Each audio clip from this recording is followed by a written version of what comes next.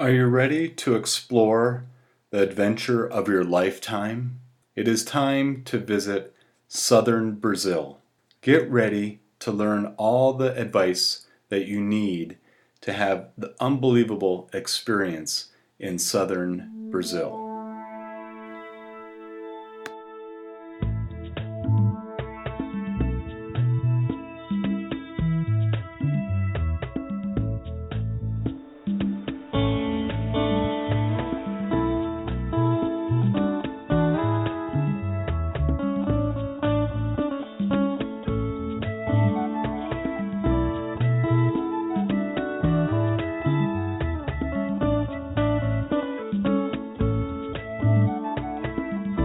Welcome to the Travel Advice Show. Thank you for listening all around the world at traveladviceshow.com.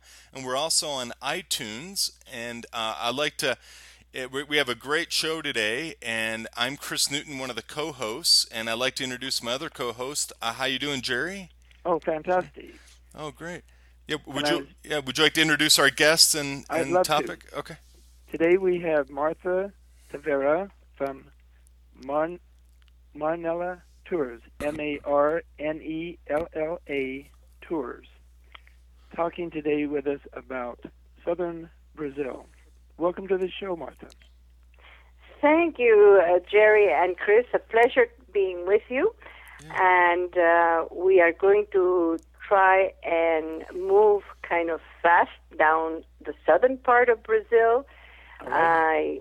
We've already touched on the north, so that you can appreciate the difference of this incredibly large country and the mix that we have, not only on backgrounds, but cultures and things to see which are completely different from the northern area of the country. So how about we start with Brasilia, which we already, I think, touched it a little bit, but once we see Brasilia, which is a one-day program just to see the architecture and how incredibly modern it is, considering it's been around for quite a while, and they were ahead of their time, we will go to Rio de Janeiro. Rio, of course, is what most people think of Brazil. When they come and they say, I want to go to Brazil, they actually mean I want to go to Rio. Because, Rio, yes, yeah. And you have to kind of tell them, okay, where in Brazil would you like to go and how long do you have? Because this is a very big country. But yes, it's always, I would say 90% of the people are thinking of Brazil equals Rio. And Rio is it's a wonderful city. It is both extremes. Either you fall in love with Rio or you hate Rio. Right. There's nothing in between, unfortunately, because it's, I guess it's because of the extremes of the city itself. It's a city. It's not a resort. And this is something that people need to understand. Rio is a booming city, business, like any other city. You can see somebody with a briefcase, not a suit, because that's not seen in Rio, but definitely dressed for work. And then right there's a girl in a tanga, bikini, crossing the street to go to the beach. And this is normal, It is absolutely normal. Yeah. So you need to understand that concept so that when you go to Rio, you don't think that you're going to walk out of your hotel and the sand is right there. We do not have resort properties in Rio except one, and that's the Sheraton, which is away from Copacabana, about a good 15 minutes by car, and it's kind of isolated. So it was built as a resort for groups and for incentives. But all of the other hotels that are on the main strip of Avenida Atlântica, those are all oceanfront. You have to cross a 6-lane avenue to get to the beach. All right? So then when you get to the beach, you have to fight for a spot because you have people playing soccer, volleyball, doing exercise, or walking. So it's not like Yeah, you're not in Punta Cana, let's put it that way. So it's important, and that's what Rio is all about. Rio is a state of mind. You walk very early in the morning. Everybody is very, into their bodies and how they look, because bodies are all over the place, and you feel like, oh my God, what am I doing here? But it's good. It's a good incentive to get back and go on a diet. Yeah, go to the gym. Right. Yes. And you know what? The funny part about it is that you know who are the girls from Copacabana, the cariocas, as we call them, Right. because they can walk with a very teeny string bikini, and they're not self-conscious. They're very comfortable. So consequently, you don't, you look at them and it's not like you're uncomfortable looking at somebody like this, like you would in the States, that you see them, that they're not in the role, it's not their thing. So they walk around a little bit, shy. No, they don't have a problem. But anyway, that's one aspect of Rio. Then, of course, Rio is a city that wakes up at night. At night, you have zillions of restaurants, nightclubs. You can still listen to a live band and go dancing. It's a mix of the food, which is fantastic because it has the Portuguese and the Afro combined. Consequently, you have different tastes, and on Saturdays, the big thing is to have a feijoada. And the feijoada is like a stew, which came from the days of the slaves, that they would pick up all the leftovers of the food, and they would make this incredible stew, and that's what they would eat, which is a feijoada. Today, it is one of the typical foods of Brazil in general, but mainly in Rio, that you would have a good feijoada and then take a nap and sleep all afternoon. So, because with a feijoada afterwards, you don't really want to go anywhere. You have all kinds of meats, beans, potatoes, and then, of course, this comes with the farofa, which is like a kind of a powdery thing that comes out of the yuca, which is a typical root also, that you can find them here today, but this is all very typical of that part of the world. And you have the caipirinhas, which is the cachaça with lemon and ice, and you cannot leave that country without having a good caipirinha. They're delicious, with lots of sugar, so they go down very soft and hit very fast. Now, the other thing, of course, that I have to touch on is that Rio, it's a very gay-friendly destination. So, again, it attracts another kind of public, which sometimes is a little harder in other parts of the world, in South America especially, but not in Rio. And especially during Carnival. How can you miss Carnival? I mean, this is the big thing in Rio. In February, it kind of varies the dates depending, because it ends on Ash Wednesday, so you look at it backwards, and that weekend is Carnival. It's not in the streets. You have to go downtown Rio, buy a ticket to see the Carnival, which takes about 3 or 4 blocks, that is all closed out, and it's something spectacular. It starts around 8 o'clock at night, and it finishes the following morning. Oh, wow. And all the night. tickets run about $300 to $400, depending on where you sit. Really? And you can go in and out as you wish, and they have shuttles going back and forth to the hotels. But it's not something that you're going to stand at your window and say, oh, there goes Carnival. No. Yeah. The Carnival parade is something that takes all night. Every group can be anywhere from 500 to 1,000 people, and they are all samba schools. And these samba schools practice all year round, just for this parade. Oh, my God. Because it costs them a lot of money, and normally the samba schools are made of very poor people. and they go out and they dance in the streets, they dance in different places just to get money to participate in the Carnival parade.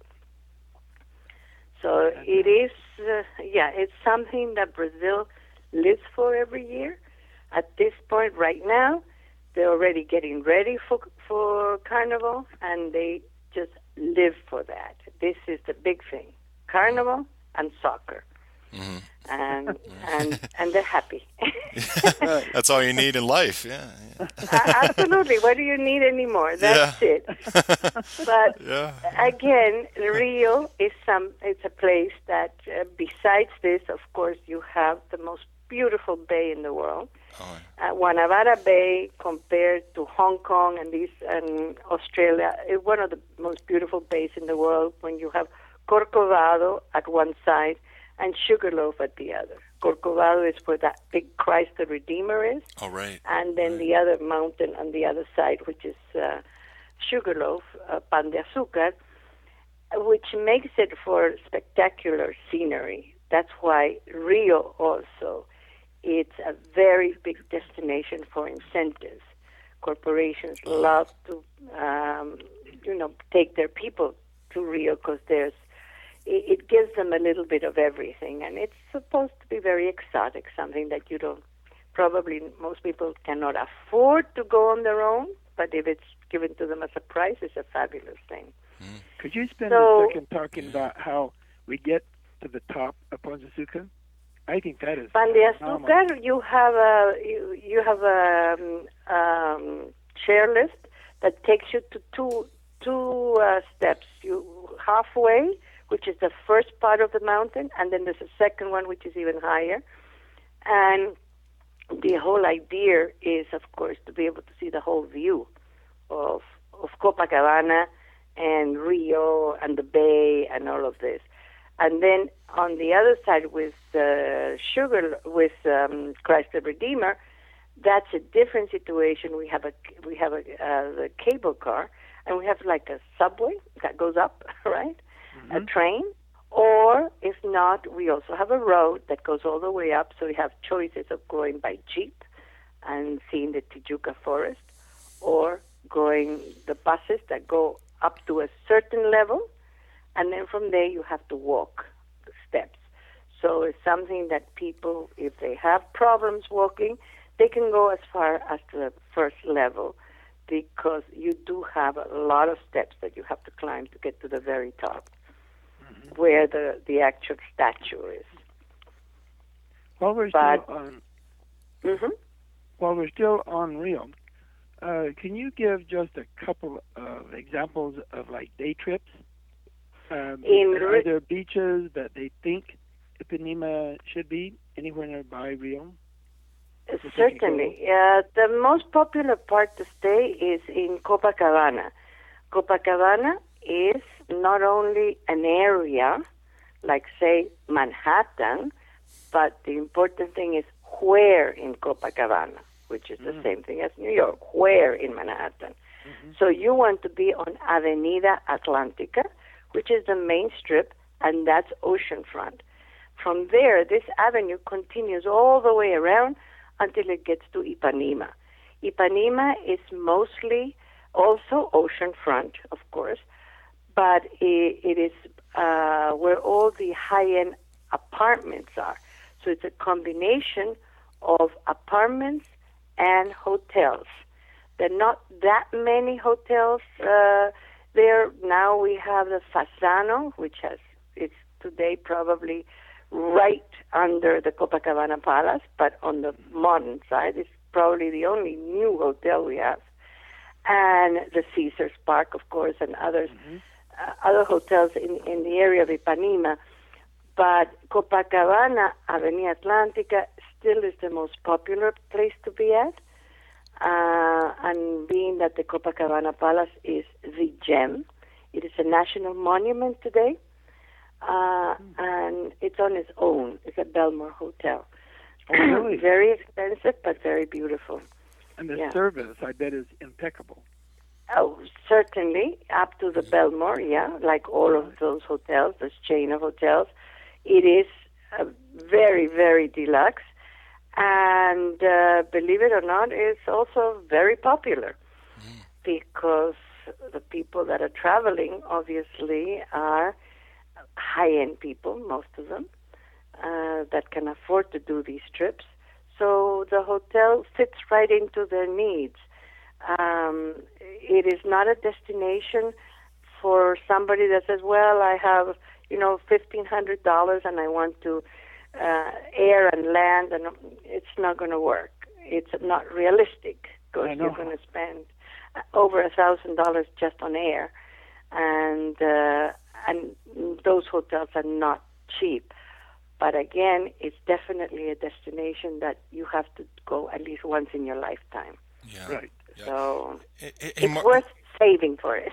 Yeah. I totally agree. Yeah. Last summer, last summer I was in Cusco, and I stayed at a Belmont Hotel in Cusco, and then I stayed at the Monasterio? No, next door. Oh, right, the Palacio. Right. Yeah. Yeah. Because it has a swimming pool, a lap pool, and I like to swim. And then up on Machu Picchu, we stayed up there, just literally 50 feet from the gate, the main entrance of Machu Picchu. Yes. Yeah. Right, the sanctuary. But these are hotels that today are in the $1,500 and up per room per night. Don't tell me about it. I don't die. So I only go when they invite me. Here's the pocketbook when you stay 5 nights total in Cusco at that hotel. But it's worth every penny. I tell you, the Belmont. I've stayed in several of the Belmont throughout the world, particularly Europe and South America. And I tell you, the service is definitely up there. It's excellent. Yes, it is. I mean, they have to. With those prices, it better be. Otherwise, you have all the right to complain. Definitely. I know. Is there anything else we should know about Rio de Janeiro and the environment around it? Then, of course, for those people that really would love to be at the beach and they arrive to Rio and they say, this is not the beach I was thinking of. I love it, but I want to go and get my feet in the sand and sunbathe. You have Bucios, which is only a couple of hours from Rio. And now you have arrived to a beautiful resort, which used to be a fisherman's village. And it has only small boutique properties, except for a couple that have been built lately. But most of them are boutique properties and bed and breakfasts. This is where Brigitte Bardot made it very famous because she built a home there. So all of a sudden, anybody who was anybody, all the jet setters, start going to Bucios. And you can see it by going to the little village of Bucios, which people might be walking around with torn blue jeans, but those blue jeans cost them $300, so it's okay if they're torn. And this is what you're going to see all over the place. Sidewalk cafes with the cobblestone sidewalks. Everybody, you can rent a moped and move around that way. And each one of these hotels is more beautiful than the other one. It's a great honeymoon destination. And again, it's a great way of getting out of Rio for a few days, and experiencing something different. This would be Bucios. And then, of course, you have going south, maybe, again, an hour and a half to 2 hours, you have Angra. Angra do Rei is another beach resort with hotels that are more family-oriented. They are right there on the beach. So it is what you envision of Rio, which is not. And you can take the kids there. They have fun. They have all the water sports you want. And, you're kind of in one area where you're not going to have a problem of the kids getting lost or anything like that. Mm-hmm. So those are two areas that I would highly recommend if you only want to go to Rio and you have a whole week. This is the way to mix it a little bit, doing Bucios and Rio or doing Angra and Rio. And you don't have to fly. You can do it by land, and it becomes very convenient and less of a hassle. And again, of course, less expensive because you're not flying from Rio to somewhere else. Mm-hmm. But so this would be something that you might want to combine. Then, of course, now I think that we should start moving because otherwise we're going to run out of time. Yeah, it's a big place. It's a big place. All right. Yeah. So I would say that if you are in Rio and 1 hour away from Rio, you have the most beautiful place, state, which is Minas Gerais. Minas Gerais is considered an UNESCO heritage destination, and it's combined of several little towns, and being San João del Rei, Belo Horizonte, of course, which is a very big city, but that's where you would fly, Oro Petro, Tiradentes, and these are areas that for me, it's a must. I fell in love with this place because it is the old Brazil. This is where all the mines were found there. Oh. And, of course, you have the emeralds and aquamarines, tourmalines, topazes. This is where they mined all of them. H. Stearns has their mine, that's where they brought all the mines for the stores. Mm-hmm. So from there, you start going to all these little places where you can go by car. There's a circuit that takes 3 nights, 4 days, and you stop in each one. Each one is more beautiful than the other. Mm. It's like a photographer's paradise because they have kept the old Portuguese architecture in every one of them. In San João del Rei, you arrive and there is a church that still has chamber music, and you can sit there and listen. And the people, and it's you can hear it outside also. They have microphones, and the people are listening to chamber music in the middle of nowhere. Wow. It is fascinating. Then, of course, Oro Petro, it's a place where you can walk around and you go from one antique store to another. And the art collection is incredible. One of the most famous artists there was called Alejandrino, which one of the curators of the Louvre called him the Michelangelo of the tropics because of all the work that he did, beautiful things. And like this, you will find all over the place. It's up in the mountain area, so it's quiet. The people, because of the highlands, are different than the ones in the coast. They're not rowdy. They don't talk loud or anything like that. But when you get back to Rio, it's like, oh my God, the noise is going to drive me crazy. After being 3 or 4 days in this peaceful, wonderful scenery, beautiful, the wrought iron lanterns, you think that you're in a completely different country. It has nothing to do with Brazil, but it's a must. It's something that I would recommend doing the circuit, and this is where the viceroys had their summer home also. So you see all the history of Brazil here. Many of the presidents come from this area. So you would stay in Belo Horizonte? No, you do the circuit. I mean, you fly to Belo Horizonte, which is a 1 hour flight. Actually, American even has direct flights to Belo Horizonte, by the way. Really? And yes, because there's a lot of business that goes on there. Oh. So from Belo Horizonte, they pick you up by car, and then they take you doing all the circuit of the cities of Oro Petro, which is the combination of going to Marianas, to San João del Rei. In some places, because it's a very short distance, you just go, spend the day, and continue on. In some, you overnight until you get to Oro Petro, which is the main town of all this group. Right. And that's where you spend the last night. And then it's near enough to Rio that you can drive back, or they take you back to Belo Horizonte and fly you back. Yeah, whichever is more convenient depending on what kind of program you want. All right. But this is something that I would certainly put it on your list of things to do if you're going back to Rio for a second time and now you want to see a little bit more of Brazil, no? Mm-hmm.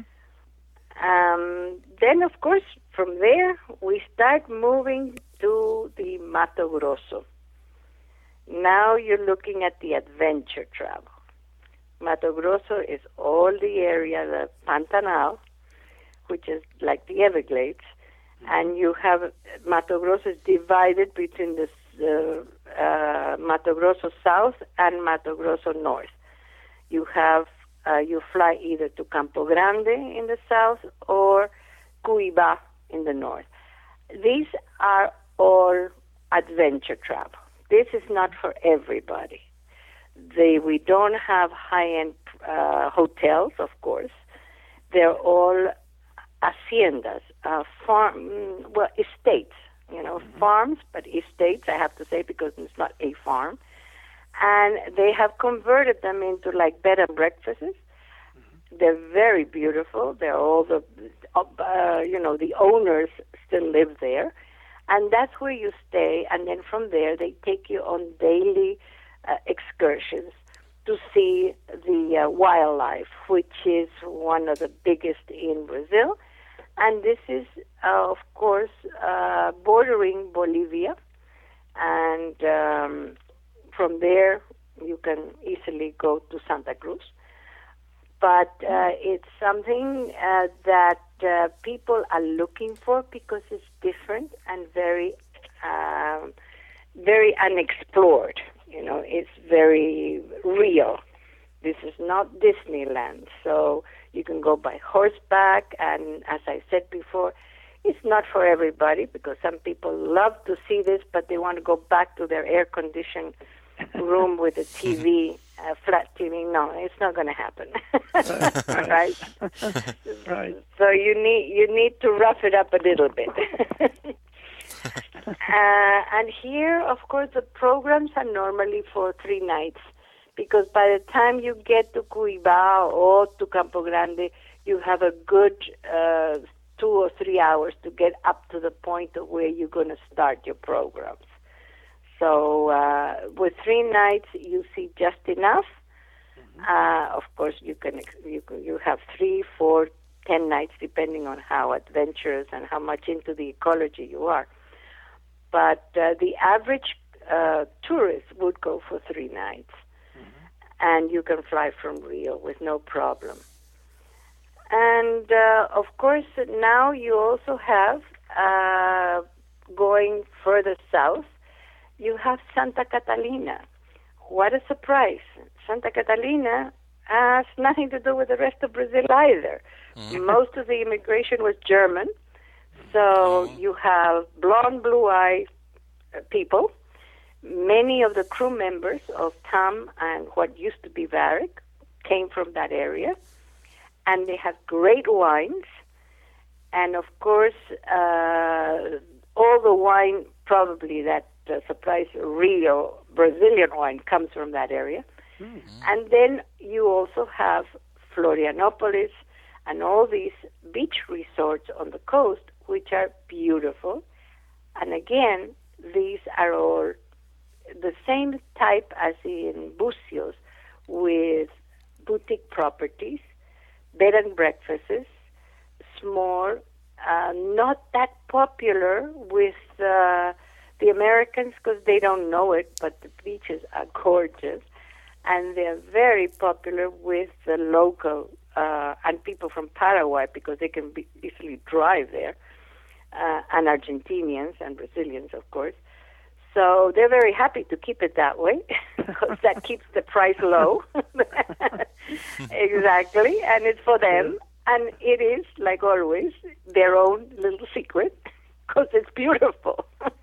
And once they are discovered by all of us, it will be probably not as beautiful because we're going to start building all kinds of high-rises and mess it up for them.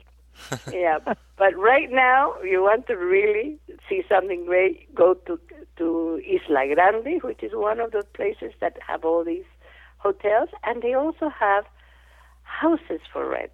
Really? In all of these areas. And we do have them available, which is great when you're going with a family, because they supply you with, maids and everything to take care of everything. And they're gorgeous houses. Yep. I mean, beautiful. So you can get easily a 5-bedroom home and have a whole family reunion and go to one of these places and spend a week having a great time. So, this is one of the perks that Brazil does have, and which we do not have in other countries. But our office in Brazil does have a lot of homes and apartments for rent all over Brazil if we wanted. Oh, wow. So they are available. And Martha, how is it when speaking English? Can you get by okay? Do most people understand English, or is it kind of difficult sometimes? English is widely spoken in Rio, Sao Paulo, and the main cities, right? And of course, if you're going to a high-end property, you will definitely find English-speaking people. Right. But do not expect English to be widely spoken in the stores or in other places. Oh, okay. No, okay. That you won't. Obviously, you're in Rio and you go to H. Stearns. They'll speak German, French, Italian, English, and every language under the sun. Wow. And they ask you from the beginning, what language would you like to be spoken with, and they'll put the person to help you that speaks your language. Wow. Not only that, they send a taxi to your hotel to pick you up and bring you to their store, which is not a store, actually. It is a building that has a museum, and it has the main store, which is in Ipanema. And, of course, they cater you like a king, even if you don't buy anything. With a coffee while you're looking at the gems and the jewelry. And if you don't want, a very expensive jewelry, they also have a souvenir store for people like myself that I can go and buy for $5 something, and bring it home. Mm-hmm. But very beautiful souvenirs, very well done. Yes. So it's something, for me, it's interesting to go just for the museum because they explain to you how each gem is done and worked from the moment it's a stone, rough stone, to the moment it becomes a jewelry, and how they design the jewelry depending on where they're going to market it. So let's say you're going to go to H. Stearns in Vegas, which they have their stores in every big hotel. You see that the jewelry in Vegas is very gaudy and very big, and this. Then you go to Fifth Avenue, where they have their main store, right there next to St. Patrick's, and you see H. Stearns, and the jewelry is more refined. It's a different type of jewelry, right? So they market to the public wherever they're at, depending on what it is. It's very interesting. It's something fascinating to see, plus the fact that, of course, Hans Stearns started from nothing with $500, I think, and became a worldwide jeweler. That's awesome. Yeah, from nothing. And now his sons are in charge. The most down-to-earth person, he passed away already, but he drove his little Volkswagen and had no problem. Really. Yeah, he was fantastic, and he worked with all of us, all the tour operators. He would come to New York and call every one of us, one by one, to see how we were, and how's the family, and how's the children, because, of course, he was a marketing man. He knew I was going to send clients there, so he had to keep me happy. Yeah. Yeah, but this is part of all the, what goes on in Brazil. And then again, as I said, Brazil, there's one thing that's very important that people should know, and is that Rio, I shouldn't say Brazil, Rio is not a destination for children. I think children are bored in Rio. There's not much for them to do.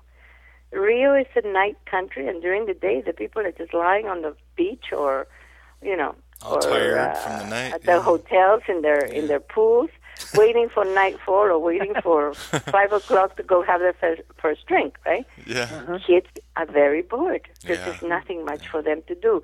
You have to take them to places like Recife in the north and go to one of those resort properties on Salvador Bahia or Angra do Rey, as I was saying, places where the kids can enjoy. But Rio itself, when people tell me, oh, I'm going to take my 3 children, one of them is 4 years old, the other one is 7, the other one is 13, and I'm thinking, oh, my God. That's going to be tough. I did that once. Okay, once. And my kids were already 12 and 14, and you should have seen those faces. They were shocked. I hate it here. There's nothing to do. I can't understand a word they're saying. The television is in a language I don't understand. Oh, man. No, never. Today, one of them is the owner of my company, right? Oh, right. That's funny. But he has to become a man, and the other one is also in the same industry. So, that's funny. And today she says I would go to Rio in a minute, not when she was 12. So yes, it is not a children's destination, Rio. The rest of Brazil, yes. Take them to Manaus, take them to Salvador, take them to Recife, and maybe one day in Rio to see Corcovado and Sugarloaf and out of there. But for the average person, it can be a destination that you would never forget. I mean, honeymooners or people already, in their middle ages. This is something that is a must to go at least once in your lifetime. Because it is a fascinating country, and the diversity is so incredible that you come back wondering, wow, and I thought Brazil was only samba.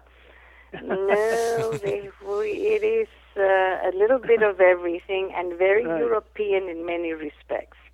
And then, of course, we cannot leave Sao Paulo out, right? Sao Paulo is the capital of the financial center of Brazil.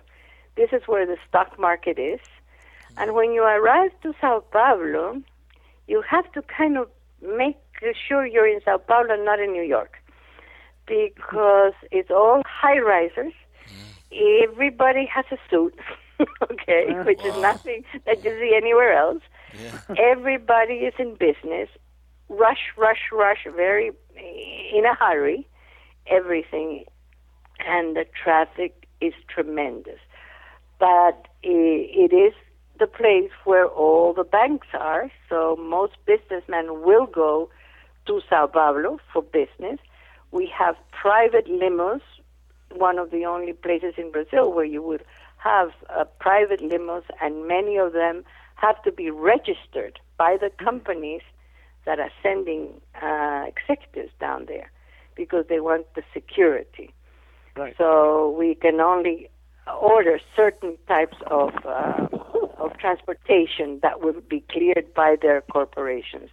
And we also have a lot of people traveling from one end to the other in helicopters, because if they're in a hurry, that's the only way to get from one end to the other.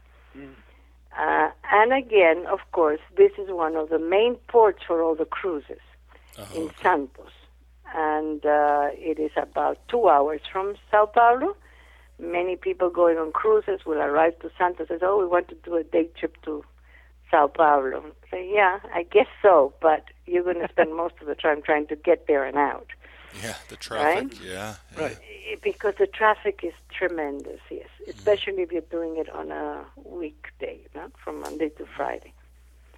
But it's important for people to understand that personally, when people tell me they're going on this tour that they want to hit everything and they put Sao Paulo in there, I tell them, not really. You don't want to go to Sao Paulo if you're a tourist. There's nothing there for you. Yeah. Right. But if you're going on business, then you have no other alternative. And then, last but not least, we have Iguazu Falls. And Iguazu Falls is, of course, one of the most beautiful and largest waterfalls in the world. And there's a little plaque there that Mrs. Roosevelt put when she went to visit saying poor Niagara, because in reality, Niagara next to Iguazu is really nothing. Niagara might be very, big as far as the waterfall itself, but Iguazu covers Brazil and Argentina and part of Paraguay. And we have one of the largest hydroelectric plants there, which up to a couple of years ago was the largest in the world, worthwhile visiting because it's spectacular. But both sides of the falls are quite different. If you are on the Brazilian side, the catwalk is very big and is made of lots of smaller waterfalls, very beautiful. But then you get to the Argentinian side and you have Devil's Throat, and that's spectacular because it's like all the falls, it's like a hole that it all merges into one big hole, and it's quite impressive. And you have boats that will take you all the way to the falls. You actually get soaking wet, and then you come out to the other side. And they're kind of cowboys because they like to make it very impressive. So everybody's screaming. You see these things coming on top of you. Say, oh my God, I'm never going to make it. I know. Why did I get myself into this? Yeah, but it's definitely something to do when you go there. No, that's right. Yeah. The only unfortunate part is that if you're only going to Brazil, and as most people might know or not know, you need a visa to go to Brazil, and it's about $150, and it has to be issued by the consulate. Before you go. Before you go. Right. Oh, definitely, yes. Yeah. And you should give yourself at least a month, if not 2 months ahead, because sometimes they're very busy and they can take up to 3 weeks to get the visa back to you. So you need a visa to enter Brazil. Now you go to Iguazu and you want to see the Argentinian side. You can't go in if you don't have a visa for Argentina. And that's another $150. Yeah, wow. Yeah. The advantage, of course, is that you can do the Argentinian visa online. Oh, okay. But you have to do it. So now you have $150 for Brazil and another $150 for Argentina, and the question that comes up, which of the two sides is better? All right. All right. That's a difficult answer, It's in the eyes of the beholder, I guess, but if you're in a budget, hey, by seeing Brazil, you're going to be fine. You're going to get an overall idea of what the falls are like. If money is not an issue, then go to both, because all you do is cross the Friendship Bridge, and that's it. It's right there. It's all together. So you can do it, but there is an immigration post there. So if you don't have a visa, you can't come in.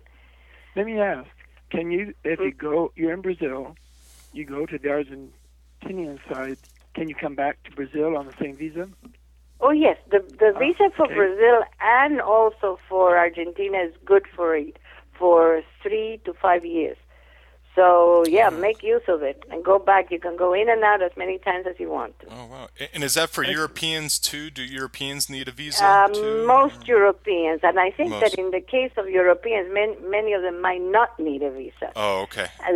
Don't forget that this is reciprocal. Yeah. So if they need a visa to come here, they will need a visa the other way around. Right. Now, as far as, for instance, in the case of Chile was very smart. They took away the visa. Oh. They might need a visa to come to the States, but they took away the visa for the Americans to come in, which has consequently, their tourism has increased. The same thing with Peru and Ecuador and Colombia. The only countries that need visa in Latin America are Brazil, Argentina, Bolivia, and Paraguay. Oh, wow. Okay. Yeah. Mm-hmm. Crazy, right? But yes. Yeah. But at least Argentina is very easy. You just go online, you pay, and you get a little receipt, and you're done. Oh. Brazil, it's a little bit more of a hassle because you have to do it through the consulate. The consulate. Okay. Yeah. But we don't want Oh, sorry. We don't want to end without talking about when is the best time to go to southern Brazil? Southern Brazil, Or is there such a thing? The weather is going to be between the 60s and 80s, probably. That's the lowest you will find is 60 degrees, which you can even feel it in Rio, sometimes in June, July, August, but nothing terribly cold. It just won't go up more than 75, 78 degrees. But then during the summer, which is, of course, December to April, it can go up to the 90s. Well, not as much, but high 80s definitely, and very humid. So depending on what you like, some people prefer to go during their winter, which is dry, and it doesn't rain as much as it rains in the summer because of the humidity. But which is Rio down below. Then the further down you go, of course, the colder it gets because now you're getting closer to Argentina. But as cold, I mean 60 degrees, 63, 65 degrees, that's it. It might not be swimming weather, but it's definitely beautiful weather too. Well, before we go, we thank you tremendously for your wonderful detailed description of southern Brazil. And by all means, could you tell our listeners how they could contact you? Certainly. We are in Raleigh, North Carolina, so that depending on where you're calling, you know the times. We are open from 9 in the morning until 6 in the evening. And our toll-free number is 866-993-0033. And, of course, you can always go into our webpage, marnellatours.com, and you will find all the information you're looking for. And you can even make your request online. But if you need anything special, just give us a call, and we'll be there to help you and take you by the hand. Everything is tailor-made, so it's very simple. Whatever you need, we can set it up. That's great. And I hope to hear from everybody. Yeah. Yes, and I know they will because you certainly know Brazil. Yeah. We thank you again very much for being with us. Yeah. Thank you, both of you, and I look forward to coming back. Yeah. Very We'd soon. love to. Yeah, Martha. Yeah, thank you so much. That was a great show. Yeah, thank you. Thank you, Chris, and I hope we can talk a little bit more about all our plans for the future. Yes. Yes.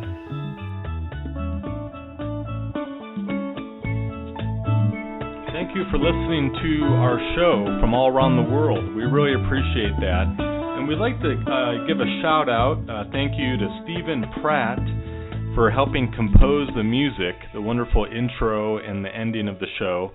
And I also like to say thank you to James Steed for helping with the website and audio information, and also Nate Scholes about getting us on the right track and helping us on the podcast on Travel Advice Show. So thank you so much, and enjoy all your travels around the world.